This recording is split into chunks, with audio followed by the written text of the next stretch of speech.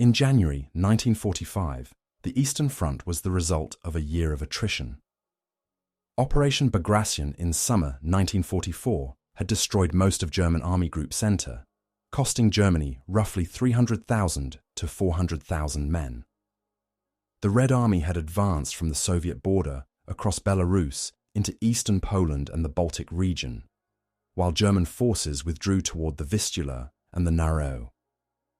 The German counteroffensive in the Ardennes in December 1944 absorbed armoured reserves and fuel, and by early January it was being forced back, leaving Germany committed to major operations on two fronts at once. By late summer 1944, Soviet forces had reached the Vistula line in central Poland. Bridgeheads were established south of Warsaw at Magnesu and Puławy by the First Belarusian Front, and at Barano-Sandomierz by the First Ukrainian Front.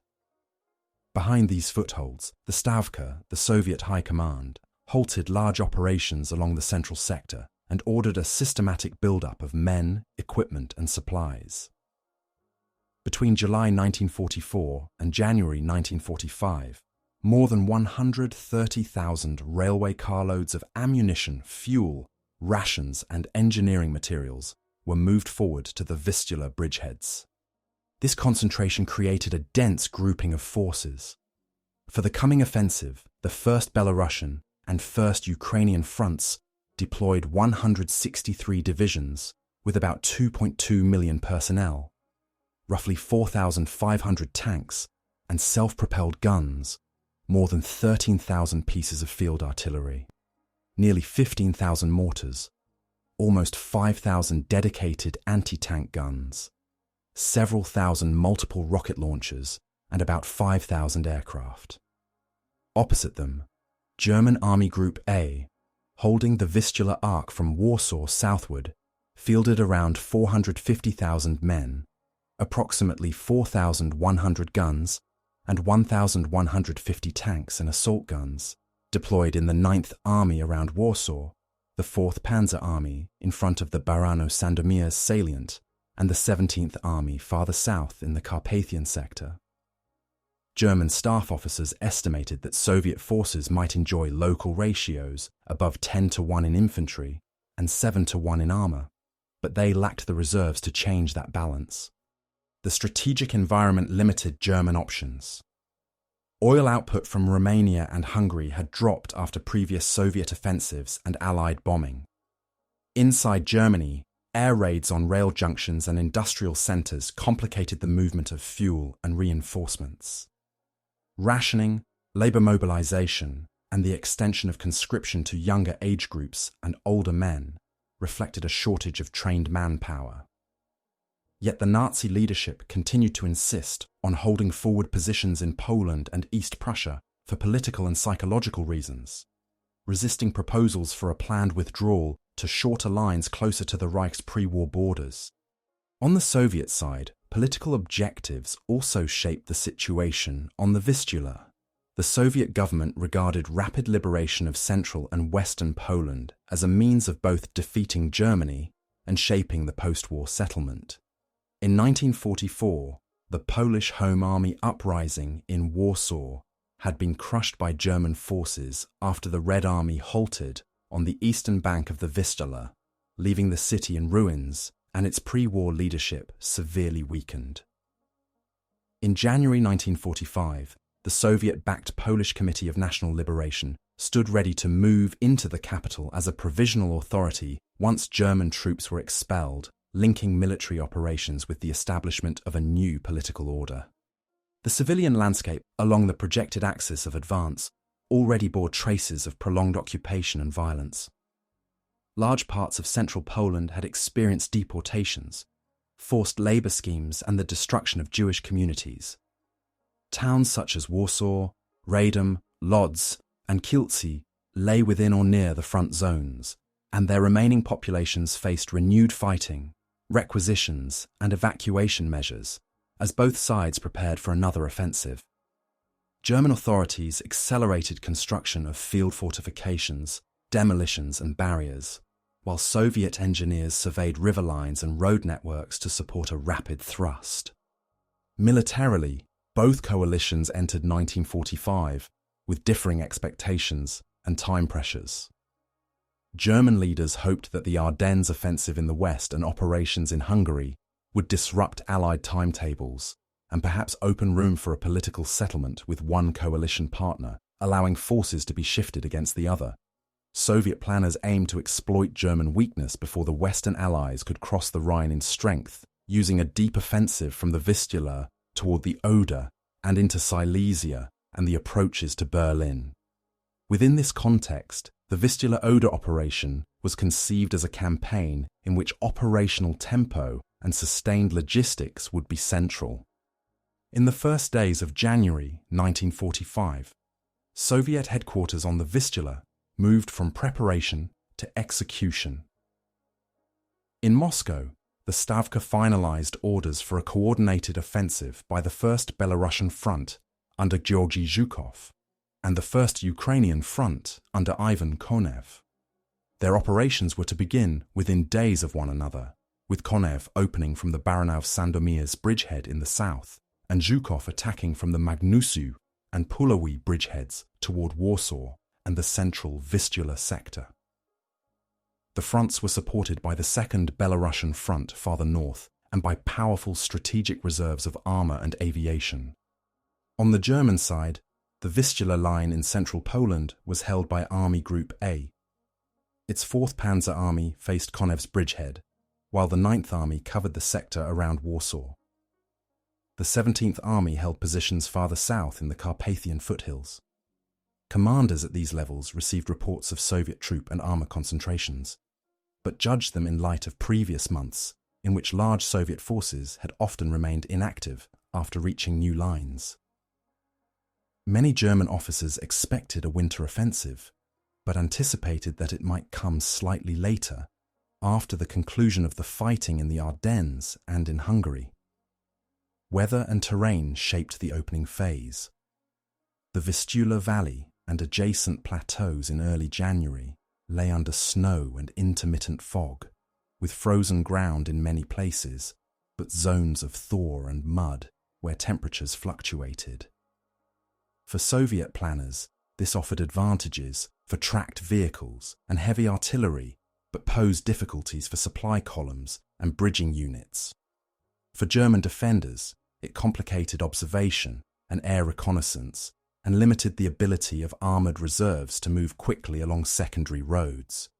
On 12th of January, following local probes and registration fires, the First Ukrainian Front began the main artillery preparation from the Baranov-Sandomierz bridgehead. Several thousand guns and mortars opened a concentrated barrage on the positions of 4th Panzer Army, targeting first-line trenches, command posts, artillery batteries, and communication nodes. After hours of fire, assault infantry and tank formations moved forward on selected sectors where engineers had cleared lanes through minefields and obstacles. Soviet accounts describe infantry regiments advancing closely behind creeping barrages. German reports note the rapid neutralization of many forward strongpoints and the disruption of telephone links. 2 days later, on the 14th of January, Zhukov's First Belarusian Front opened its own artillery preparation from the Magnusiu and Puławy bridgeheads against the 9th Army. Here, too, heavy and medium guns, rocket launchers and mortars created dense fire on a relatively narrow sector to secure penetration conditions. Soviet rifle divisions and attached tank brigades then crossed no man's land toward German positions that had already been weakened by earlier engagements and shortages of anti-tank ammunition. Local counterattacks by German infantry and assault gun units slowed some Soviet spearheads but could not restore a continuous line. The opening days of the offensive affected civilians in different ways along the front. In rural areas near the Baranow and Magnusiu sectors, Polish villagers experienced the combination of intense bombardment, the sudden movement of large armoured columns, and the retreat of German units through their settlements. Some were subject to forced evacuations by German authorities. Others remained in place and saw Soviet troops enter within hours of the initial assault.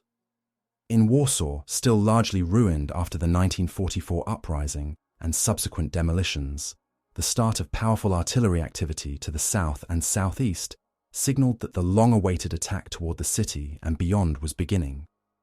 Within command posts on both sides, initial reactions mixed confidence and uncertainty. Soviet front headquarters received optimistic reports of early penetration several kilometers deep and of German units abandoning prepared positions. At the same time, they monitored ammunition expenditure and fuel use, aware that maintaining a fast tempo across hundreds of kilometers would depend on keeping the momentum of supply. German staff officers, confronted with reports of breakthroughs and disrupted core sectors, requested permission to withdraw to secondary lines, but decisions about any major operational pullback remained concentrated at higher levels, linking the tactical situation on the Vistula with wider political and strategic considerations. The speed of the first days on the Vistula was the product of months of planning. In autumn 1944, the Stavka defined the central aim for the coming campaign: to carry the main Soviet forces from the Vistula and Narau lines to the Oder, destroy the bulk of the German forces in central Poland, and reach positions from which Berlin and Silesia could be attacked. For that purpose, the First Belarusian Front received the task of advancing through Warsaw toward Poznan and the Middle Oder, while the First Ukrainian Front was to move through southern Poland into Upper Silesia and toward Breslau. The operation was conceived as a deep offensive in the doctrinal sense, with successive echelons exploiting each other's gains. Zhukov and Konev structured their fronts around shock groupings with powerful artillery, armour and engineers in the first echelon, followed by tank armies and mechanized corps in the second. In the First Belarusian Front, for example, combined arms armies were to break open the German tactical zone. 5th Shock Army, 8th Guards Army and 33rd Army would then be followed by 1st and 2nd Guards tank armies to carry the advance across the central Polish plain. In the First Ukrainian Front, 3rd Guards Army, 5th Guards Army and 13th Army were to open the way for 3rd Guards Tank Army and 4th Tank Army. Each tank army counted several hundred tanks and self-propelled guns and was assigned its own artillery, engineers and mobile logistics elements. The offensive tempo of about 30 kilometers per day assumed in planning depended on supply. Behind the Vistula, the Red Army reorganized railheads, fuel depots and ammunition parks. Railway troops converted lines from German to Soviet gauge at high speed, while thousands of trucks, horse-drawn vehicles and sledges were concentrated near the bridgeheads. Fuel plans anticipated consumption on a scale of hundreds of tons per day for each tank army once the breakthrough phase gave way to pursuit. Commanders were instructed to rely on forward supply dumps prepared along projected axes and to make use of captured German fuel where possible, but also to accept temporary fuel pauses if columns outran their truck parks. On the German side, High Command documents defined different objectives. Army Group A was ordered to hold the Vistula line as a shield for the Reich, protecting Upper Silesia's industrial region and the approaches to Berlin. Operational planning envisaged the use of limited counterstrokes by armour to seal Soviet penetrations, but the availability of mobile reserves was constrained by commitments in the Ardennes and in Hungary. Panzer divisions with experienced cadres and many of the newest tanks had been sent west in December. Others were already engaged south of Budapest in attempts to stabilize the situation around Lake Balaton and the Danube crossings. German intelligence estimated that the Soviets possessed numerical superiority along the Vistula, but many assessments still assumed that the Red Army would need weeks to stockpile enough supplies for a major winter offensive in the central sector. Some analysts expected a first large blow toward East Prussia or in Hungary, rather than in central Poland. Within this framework, planners focused on strengthening local defensive belts, reorganizing battered divisions, and completing fortifications on the Vistula and in depth toward the Oder and the Wartha. The prospect of a continuous 600-kilometer retreat in less than a month was not incorporated into formal calculations. Political considerations influenced both coalitions. Soviet leaders linked the offensive to the liberation of Polish territory and to the establishment of a friendly government in Warsaw. Preparations included the organization of Polish units under Soviet command and arrangements for Soviet and Polish authorities to follow the advancing troops into major cities. German leaders, for their part, regarded the Vistula as a line of prestige as well as defense. Propaganda portrayed the Eastern Front as a barrier protecting German civilians and refugees, calling on soldiers and Volkssturm units to hold forward positions and suggesting that new weapons and alliances might yet change the war's outcome. These strategic goals framed the detailed orders that went out in early January. Soviet front headquarters issued marching tables, fuel and ammunition scales and time schedules that assumed rapid passage through successive German lines and the early commitment of tank armies into the operational depths.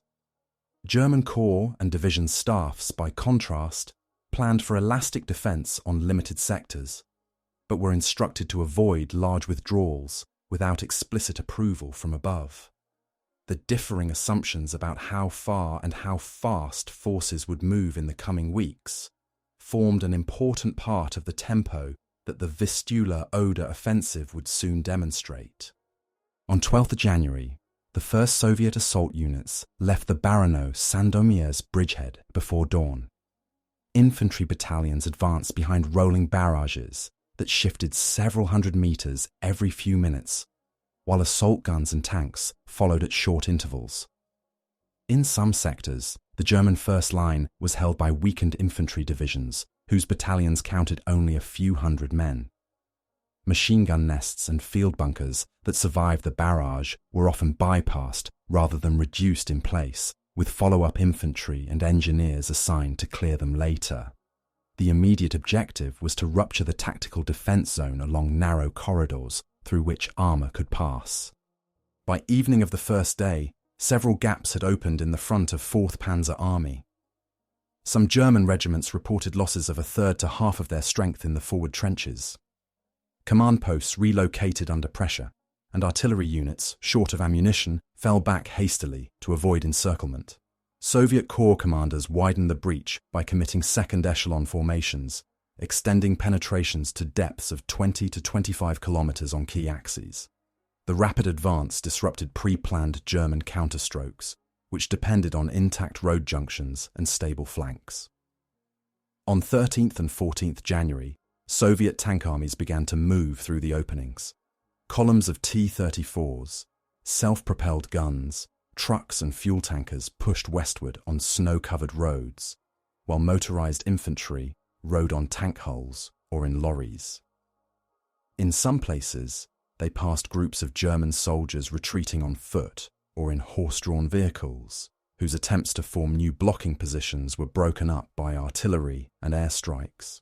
Luftwaffe fighter and ground attack units appeared intermittently, but limited fuel stocks and damage to forward airfields reduced their impact compared with earlier phases of the war. Farther north, on January 14th, Zhukov's front initiated its own breakthrough battles from the Magnesiow and Puławy bridgeheads. Here, German 9th Army had developed several defensive lines with trenches, dugouts, and anti-tank positions, but many strongpoints were undermanned. The Soviet bombardment lasted for hours, followed by attacks by rifle divisions, supported by tanks and close air support. In some sectors, German forward companies were overrun in the first assault. In others, they resisted for much of the day before pulling back under threat of encirclement. By 15th January, Soviet formations had pushed 10 to 20 kilometers beyond their start lines and were approaching key road hubs south and east of Warsaw. For civilians along these axes, the first engagements marked a sharp transition. Villages in central Poland saw German units requisition horses, carts and food as they retreated, while Soviet troops arriving shortly afterward established field hospitals and command posts in barns and schoolhouses. Some residents welcomed the end of occupation. Others focused on immediate concerns such as avoiding shelling, securing shelter, and preserving livestock. In mixed or contested areas, the reappearance of front lines raised questions about the future political and social order that could not be answered in the first days of fighting. Inside Warsaw, the first artillery rumblings from the south and southeast coincided with intensified German demolition work and the movement of remaining administrative offices to the west. The city's surviving population, reduced drastically by the destruction of the ghetto, the 1944 uprising and subsequent evacuations, experienced renewed bombardment and the approach of frontline units. For many, the sounds of heavy guns and aircraft signalled that the city, which had stood only a few kilometres behind German lines for months, was again becoming a battlefield. At the operational level, the early engagements revealed contrasting capacities. Soviet staffs showed that they could coordinate dense artillery fire, engineer support, and the timely introduction of tank armies through narrow corridors. German commanders demonstrated the ability of small groups to delay superior forces at river crossings or in forest belts, but lacked the reserves to mount sustained counterattacks across the entire front. In these initial days, the structure of the coming 600-kilometre advance was already visible. Local resistance, rapid exploitation, and a growing element of improvisation on both sides, as the front began to move faster than most pre-war doctrines had envisaged. As the first breakthroughs widened, the offensive moved from local battles into a theatre-wide crisis.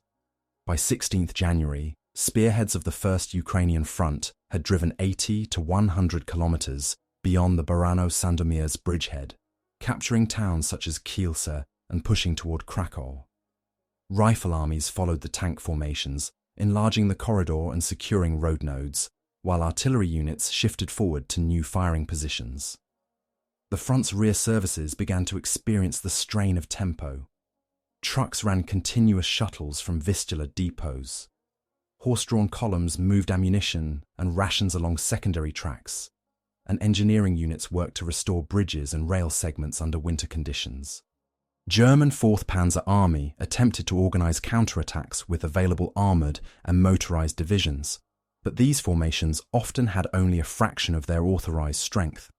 Tank battalions might field a few dozen operational vehicles, and infantry regiments were reinforced by hastily formed battle groups and auxiliary units. Attempts to strike the flanks of Soviet spearheads ran into dense anti-tank defences and air attacks. While fuel shortages limited the duration and depth of German manoeuvres, local counterstrokes could inflict losses and delay advances for a day, but they did not restore a continuous defensive line. Farther north, the First Belarusian Front advanced toward Warsaw and beyond. By 16th January, Soviet formations had cut several of the main roads and railways leading west from the city. German 9th Army faced the prospect of encirclement of its forward units east of the Vistula and in the Warsaw area. Under pressure from both frontline reports and higher political directives, German commanders evacuated most remaining forces from the city's western districts, leaving rearguards and demolition teams. On January 17th, units of the 1st Polish Army, fighting alongside Soviet formations, entered the ruins of Warsaw and raised new administrative structures in coordination with Soviet liaison officers. For civilians, the escalation brought rapid and sometimes chaotic change. In areas west of the Vistula, German authorities organized evacuation columns consisting of officials, their families, and selected, skilled workers. As news of the Soviet advance spread, civilian refugees, including ethnic Germans and local residents fearing renewed fighting, took to the roads with carts, sledges, and hand-pushed wagons. These movements often intersected with retreating military convoys, congesting key routes, and complicating German attempts to move reserves. In towns newly entered by Soviet and Polish troops, inhabitants confronted both the end of occupation and the arrival of new security organs and political committees. Within Soviet commands, the rapid pace of territorial gains created both opportunities and risks. Reports from tank armies showed advances of 30 to 50 kilometers per day along some axes, with armoured spearheads reaching beyond planned phase lines. front headquarters encouraged exploitation while repeatedly querying ammunition and fuel stocks. Losses in vehicles from mechanical breakdown, mines and combat accumulated. Columns sometimes paused while repair units worked in the open and while fuel was brought forward from improvised depots. Commanders had to decide when to commit second echelon tank and mechanized corps to sustain momentum and when to hold them back in case of German counteroffensives. For German Army Group A, the situation evolved into an operational emergency. By mid-January, several corps had lost contact with neighboring formations, and reports indicated that Soviet units were approaching the Warta River and the approaches to Lodz. Communications with many divisional headquarters were intermittent due to air attacks, cut telephone lines, and the movement of command posts. Requests for permission to withdraw to pre-prepared positions closer to the Oder or to Upper Silesia were weighed against directives from the highest political leadership to hold ground as long as possible. The result was often a series of delayed retreat orders, issued only after local sectors had already been penetrated. Internationally, these developments drew the attention of Allied governments and staffs. Western planners monitored the Soviet advance as they prepared their own offensive operations from the Rhine. The prospect that Soviet forces might reach the Oder and the vicinity of Berlin ahead of any cross-Rhine breakthrough raised questions about post-war occupation zones and political influence in Central Europe. At the same time, Allied air forces continued to strike German infrastructure, including rail lines that might otherwise have been used to move divisions and supplies to the Eastern Front. By the third week of January, the Vistula Oder offensive had moved beyond the scale of a single front operation. Soviet troops had crossed several rivers, liberated major Polish cities, and were approaching the pre-war German frontier. German forces in central Poland faced a combination of rapid Soviet advances, logistical constraints, and conflicting orders. The crisis phase of the campaign was characterized not only by high casualty rates and territorial changes, but also by the growing gap between planning assumptions and the actual speed at which the front line was shifting westward. By the third week of January, the campaign reached its most intense phase. The spearheads of the First Ukrainian Front were driving across southern Poland toward Upper Silesia, while the First Belarusian Front moved through central Poland toward Lodz and Poznan. Daily reports to Stavka listed advances of 30 to 60 kilometers on key axes.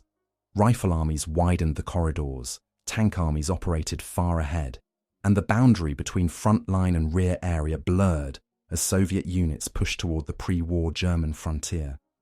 In the south, Konev's troops captured Kielce and then moved on Krakow. German authorities had begun preparations for demolitions in the city and its industrial belt, but the rapid Soviet advance and concerns about encirclement limited the implementation of these plans. On 19th January, Soviet and attached Polish formations entered Krakow. Fighting occurred on the approaches and in some districts, but the city avoided the level of destruction seen in Warsaw. The advance continued toward the Katowice and Gliwice area, where coal mines and steelworks formed one of Germany's main industrial concentrations. For Soviet planners, securing these facilities while keeping the offensive moving posed a dual task: guarding critical plants and rail yards while sending mobile forces onward into Upper Silesia. Farther north, Zhukov's front struck at Lodz, a major textile and communications center in central Poland. By 19th January, Soviet formations had reached its outskirts. German forces, under pressure and concerned about being cut off, evacuated most combat units westward, leaving rear guards and local security detachments. Soviet troops entered Lodz with limited street fighting, took control of rail junctions and depots, and moved on toward Kolo, Kutno, and the Wartha River.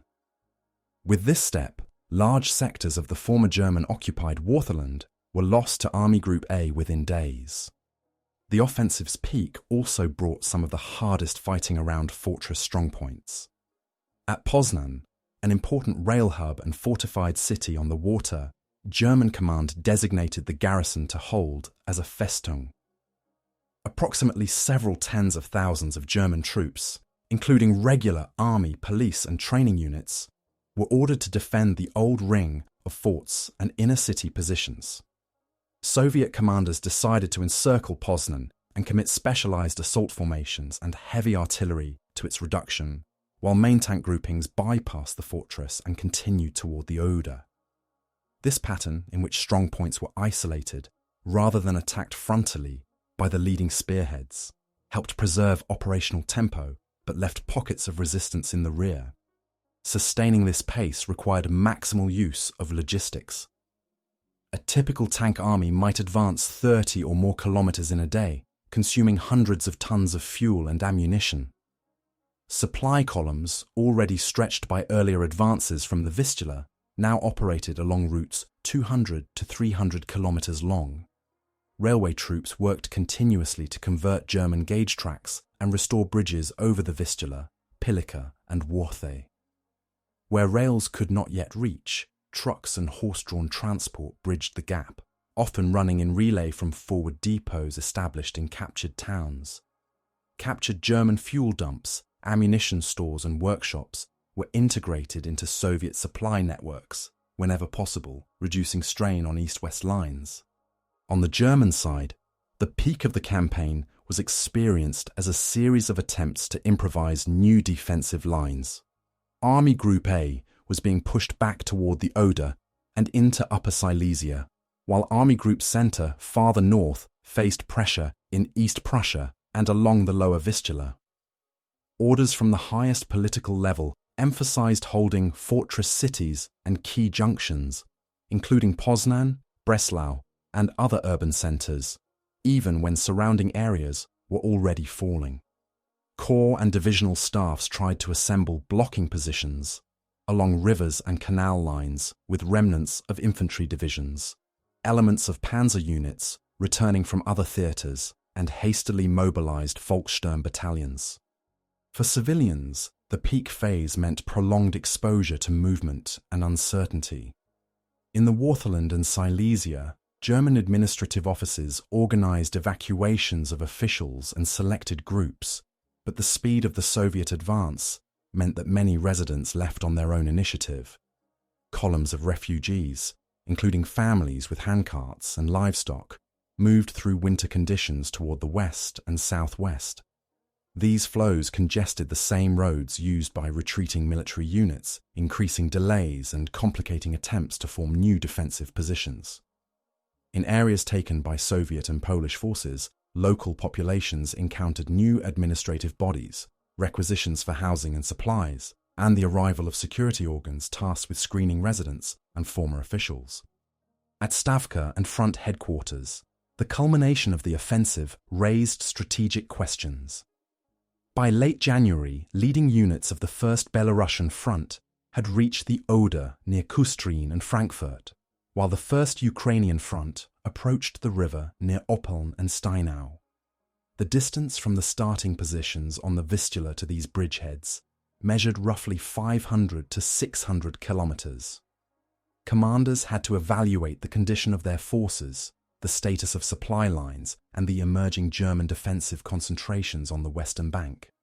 The campaign had reached its geographical objectives within a shorter time than anticipated, but the combination of fast advance, incomplete reduction of rear strongpoints, and the need to regroup for subsequent operations set the stage for the next phase of resistance and adaptation on both sides. As Soviet units reached the line of the Oder in the final days of January, both coalitions began to adapt to a changed operational landscape. The long pursuit from the Vistula had stretched formations, reduced stocks, and created gaps between spearheads and following echelons. At the same time, the river presented a natural barrier and an anchor for new German defensive plans. Commanders on both sides shifted from continuous movement to a combination of consolidation, local attack, and preparation for the next stage of the war. For German forces, resistance increasingly centered on river lines, fortified towns, and improvised strongpoints. Along the Oder, staff officers surveyed existing fortifications, flood dikes, and urban areas that could be integrated into defense.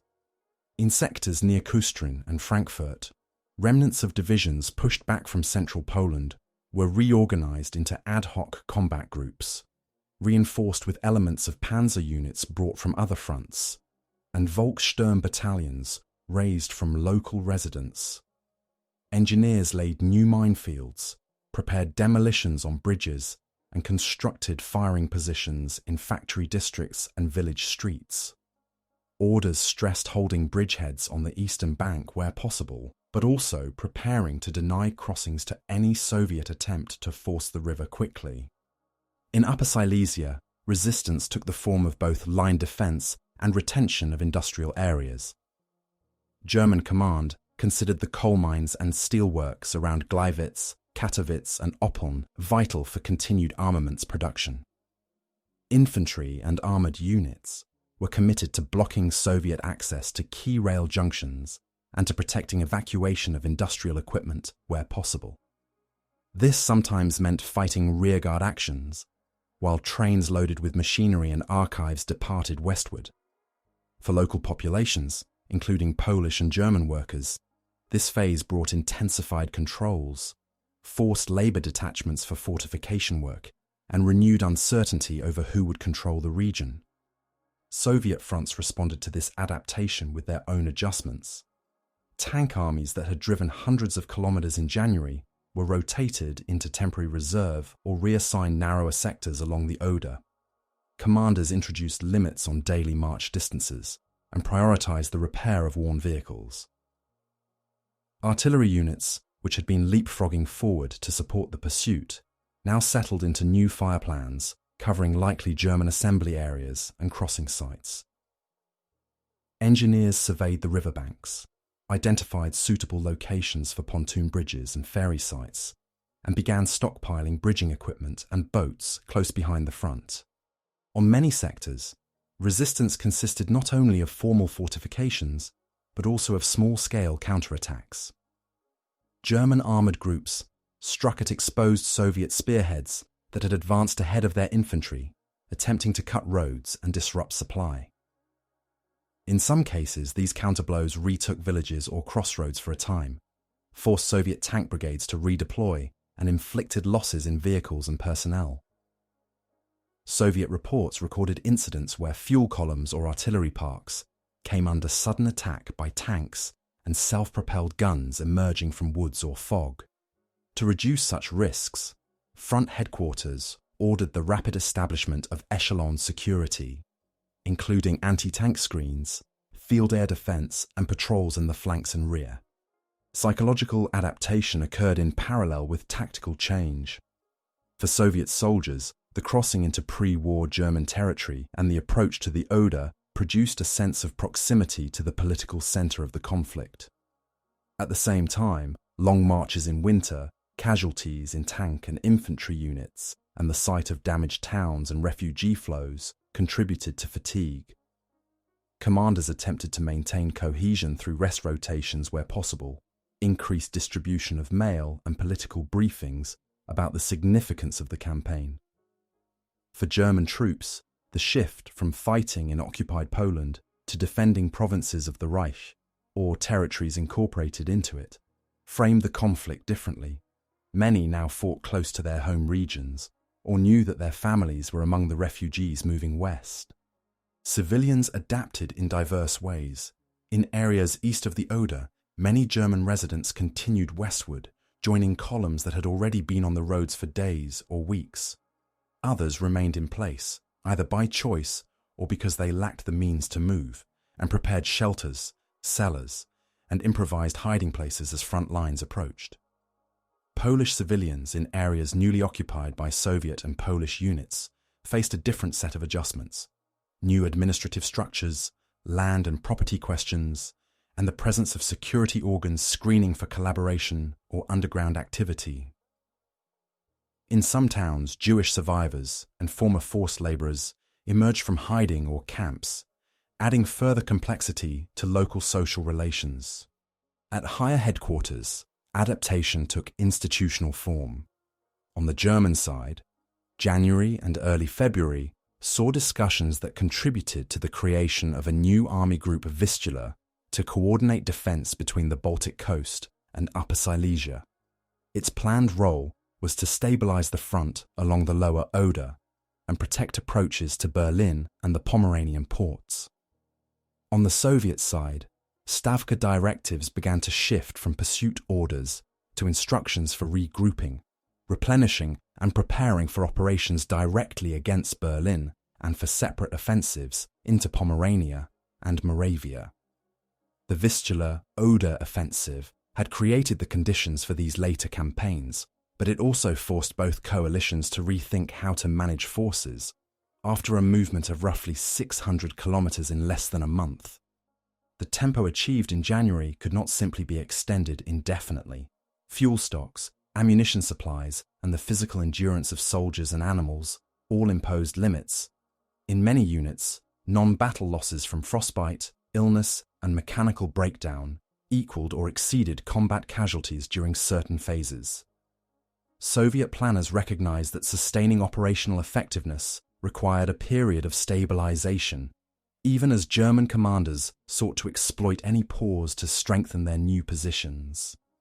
The pattern of resistance and adaptation that emerged along the Oder in late January and early February thus formed the bridge between the rapid advance from the Vistula and the more deliberate operations that would follow. By late January, the offensive approached its turning point.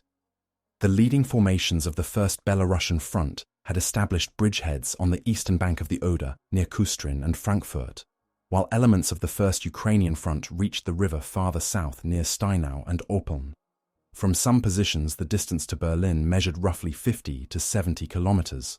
Maps in Soviet headquarters showed arrows reaching almost to the capital, yet the operational picture was less straightforward than the lines on paper suggested.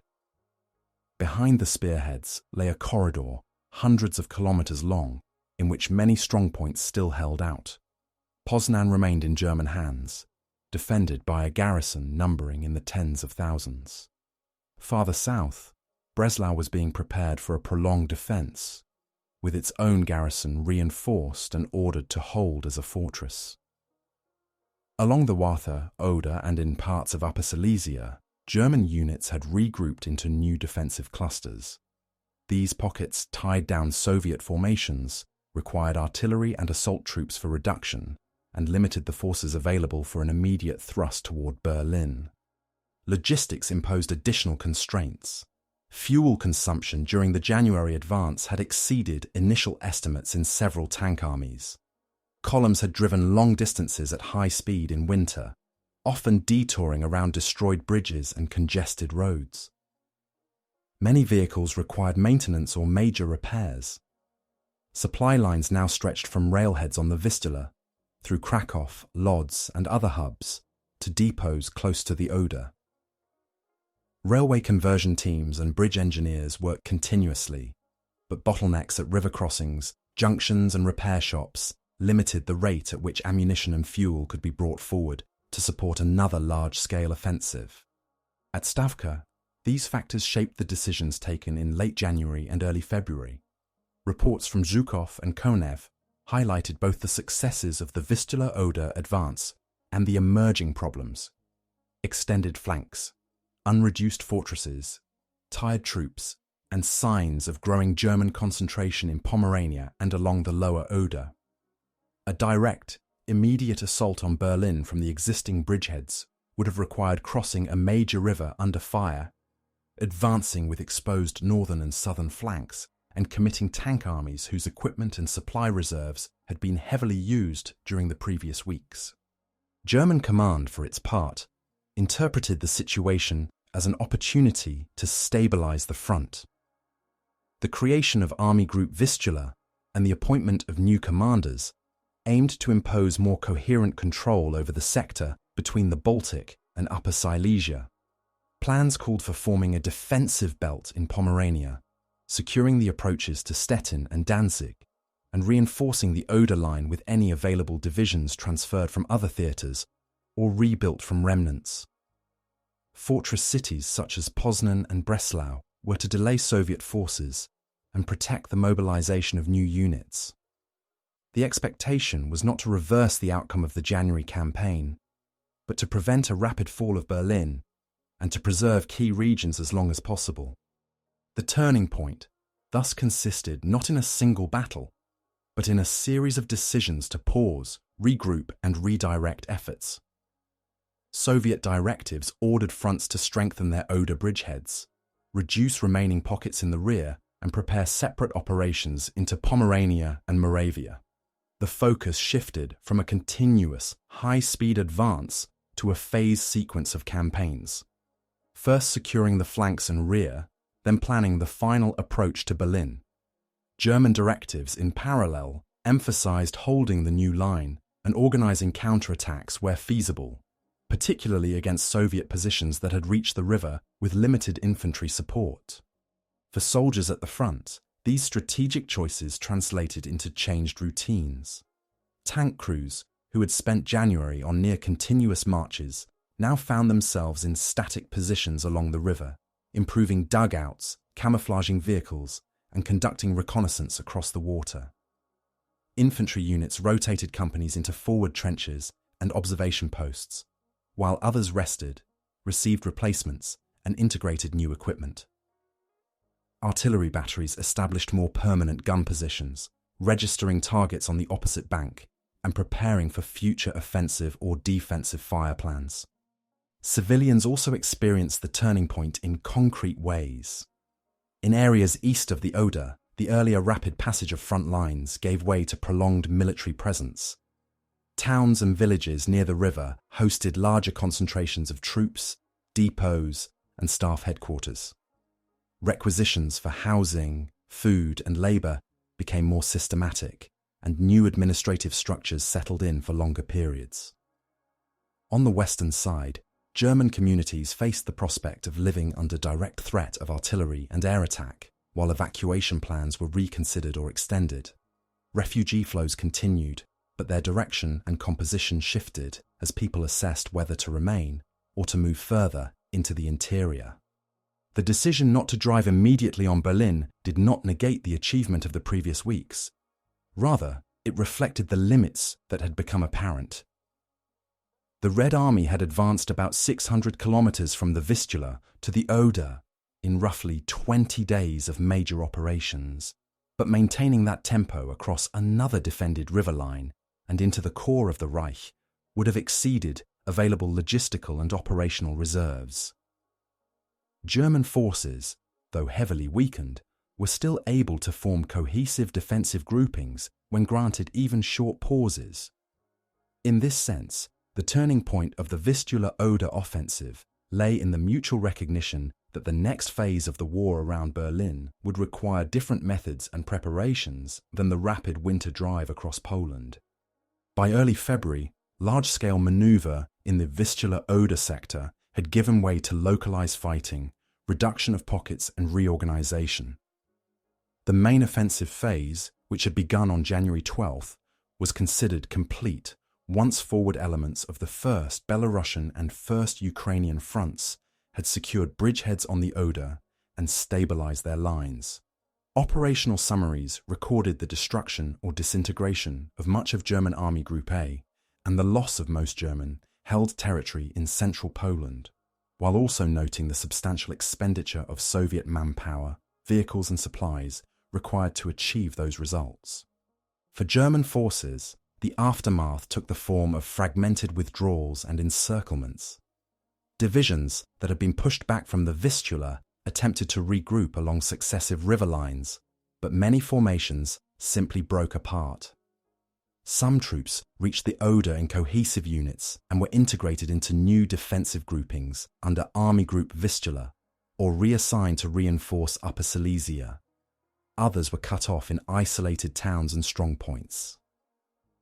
In Poznan, the garrison prepared for a prolonged siege, holding out in the citadel and surrounding forts. In Breslau, commanders accelerated fortification work and evacuations as Soviet forces approached, transforming the city into a fortress that would remain under siege for months. Retreat and surrender often occurred side by side. On some sectors, German rearguards conducted organized withdrawals, covering columns of vehicles and refugees. On others, units that found themselves bypassed or encircled chose to capitulate to Soviet forces, creating streams of prisoners of war who had to be disarmed, guarded, and marched to assembly points in winter conditions. Reports from the front describe mixed groups of regular soldiers, Volkssturm, police units, and auxiliary personnel among those taken prisoner, reflecting the improvised character of late war mobilization. For the Red Army, the end of the main offensive phase did not mean the end of combat. Assault groups continued fighting in Poznan, outlying fortresses and smaller pockets. Infantry and artillery were committed to clearing woods, villages, and industrial sites where German detachments remained. Engineer units worked to remove mines, repair bridges, and restore railways in zones that had seen heavy demolitions. At the same time, formations that had led the advance began to rotate out of the front line. Tank armies sent damaged vehicles to repair bases, received replacement crews, and reorganized their structures in anticipation of future operations.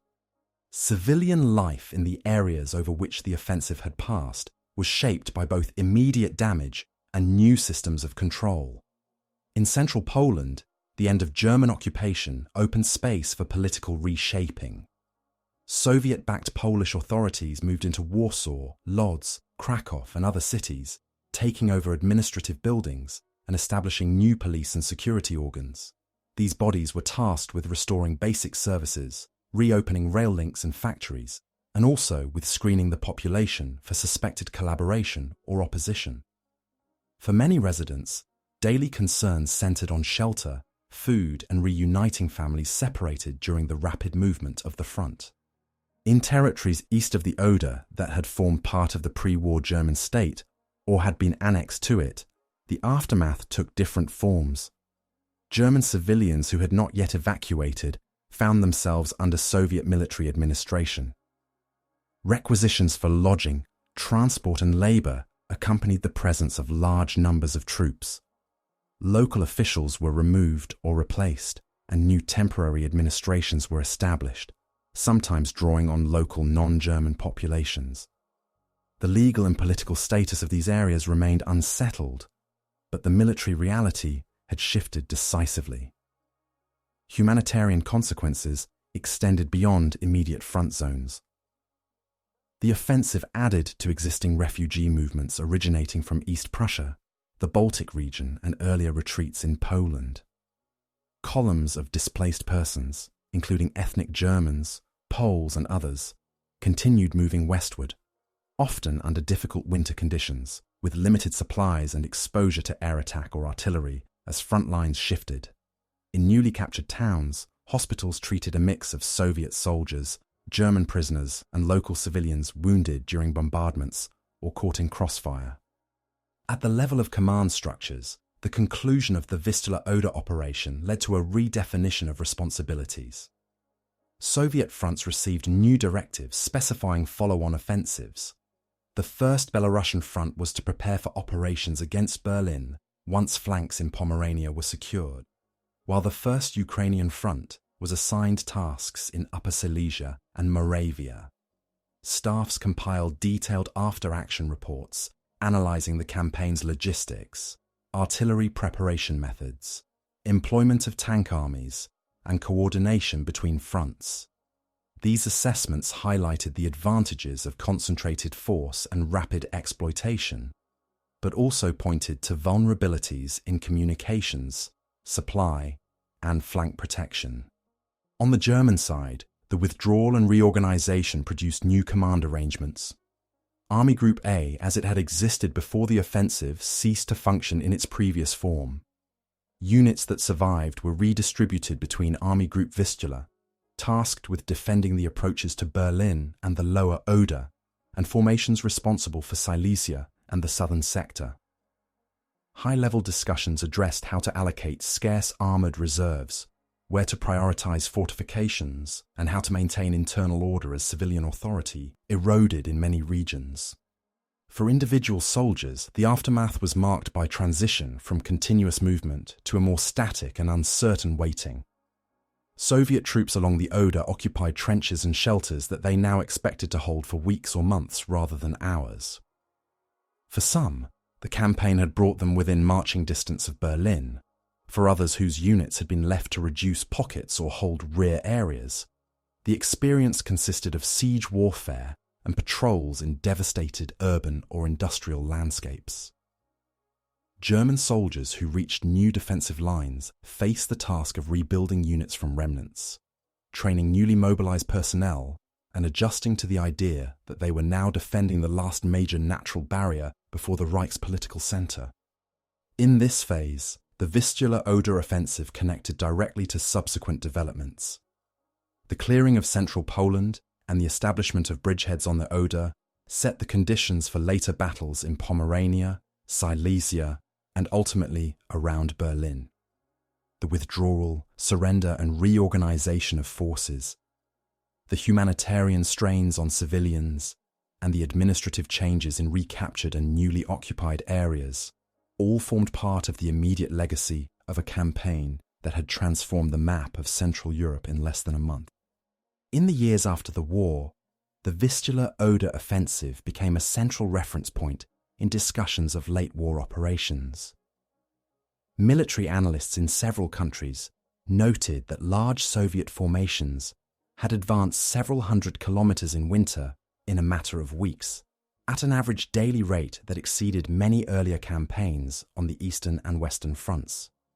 Comparisons were drawn with the German advance in 1941, the Soviet Operation Bagration in 1944, and the Allied pursuit across France after the Normandy breakout. In these studies, the Vistula Oder campaign was often distinguished by the combination of depth, speed, and the scale of forces involved on both sides. Soviet accounts emphasized the offensive as a demonstration of mature, deep operation doctrine. They highlighted the concentration of artillery, the structured use of successive echelons, and the commitment of tank armies into breaches created by rifle and guards armies. Particular attention was given to the ability of front and army staffs to maintain tempo through continuous regrouping, the rapid repair and conversion of railways, and the flexible incorporation of captured stocks into logistics plans. Soviet narratives also underlined the political dimension, the liberation of Poland, the approach to Berlin, and the role of Polish units in operations around Warsaw and other cities. German and later Western analyses placed more weight on structural weaknesses in the German position. They pointed to the diversion of armoured reserves to the Ardennes, the depletion of fuel stocks, the loss of air superiority, and the shortage of trained infantry by early 1945. In this view, the collapse of Army Group A and associated formations was linked not only to Soviet strength, but also to the cumulative effects of earlier campaigns, including Bagration, the Romanian and Hungarian operations, and the Western Allies' advance to the German border. The inability to form a continuous defence in depth between the Vistula and the Oder was seen as a product of these prior losses and strategic choices. Logistics formed a core theme in most studies of the offensive. The movement of fuel, ammunition and replacements along corridors that lengthened every day illustrated both the potential and the limits of mid-20th century warfare. The decision to halt large-scale offensive operations on the Oder was interpreted as recognition that even well-organized supply systems could not support unlimited extension of a high-tempo campaign. At the same time, the speed at which the Red Army closed the distance to Berlin demonstrated how improvements in staff work, engineering, and transport could transform the operational map once local superiority was achieved. The campaign also influenced political and diplomatic developments. When Allied leaders met at Yalta in February 1945, Soviet forces were already established on the Oder and in most of Poland. This reality framed discussions of post-war borders, occupation zones, and spheres of influence. The presence of Soviet and Polish units in Warsaw and other major cities, and the establishment of new administrative structures there, strengthened the position of the Soviet-backed Polish authorities. For Germany, The loss of central Poland and the approach of foreign armies to pre-war frontiers reshaped internal debates about evacuation, resistance, and the prospects for any negotiated outcome. For the populations of the affected regions, the legacy was measured less in operational diagrams than in long-term changes to daily life. The offensive contributed to large-scale demographic shifts, including the flight and later expulsion of many German communities from areas east of the Oder and Neisse, and the resettlement of Poles and others into these regions. Cities such as Warsaw, Krakow, Lodz, and later Wrocław experienced reconstruction under new political systems. Memories of the winter of 1945, of sudden front movements, bombardments, and refugee columns, became part of family histories and local narratives, sometimes interpreted differently by various groups that had lived through the same events. Historiography of the Vistula Oder offensive has evolved over time. Early Cold War studies often reflected the political alignments of their authors, either stressing Soviet military achievement or emphasizing German weakness and the role of Western allies. Later research based on a wider range of archives introduced more nuanced views, comparing planning documents, operational reports, and personal accounts from all sides. These works examined not only high command decisions, but also the experiences of lower-level commanders, soldiers, and civilians, and analyzed how the offensive interacted with parallel operations in East Prussia, Hungary, and the Western Front. Today, the campaign is frequently cited as an example of the possibilities and constraints of high-tempo offensive warfare. It shows how overwhelming local superiority in men and material, when combined with careful planning, can produce rapid territorial change, but also how such advances are bounded by logistics, terrain, weather, and the reactions of the opposing side. The halt on the Oder illustrates that even after a very rapid advance, new conditions arise that require different methods, including regrouping, securing flanks, and preparing for operations against heavily fortified and politically significant objectives. The Vistula Oder offensive thus occupies a dual place in the history of the Second World War. Operationally, it is studied as one of the most dynamic campaigns of the conflict, linking the river lines of central Poland with the approaches to Berlin in less than a month. Strategically and politically, it marks the moment when the Red Army moved from the borders of occupied countries into territories that would form part of the post-war European settlement.